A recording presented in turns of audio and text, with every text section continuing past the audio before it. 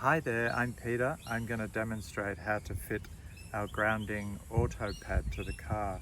What you'll receive is the pad itself with some antibacterial wadding in it for a bit of stiffness, a short coiled cord, and this alligator clip which fits onto the end here. So the first step is to push this cable from the corner of the back of the chair here out through the back. I've already done it with an existing cord, so I'm gonna put this one aside. So once you've pushed the cord through, in here you'll find a clip. We clip this on. It's quite a firm one, and we can push that in. We can even push this into the back so that it grips quite well. And now we're at the back of the chair, the car seat, and we can see the cable.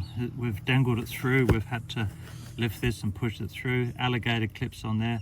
Next step is just to find some unpainted metal to clip it on.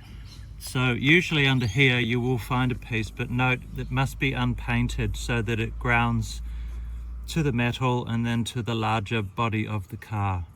And you can also use other grounding products such as this wristband with our longer coiled cords. So you just clip it on like all products, put it onto the wrist,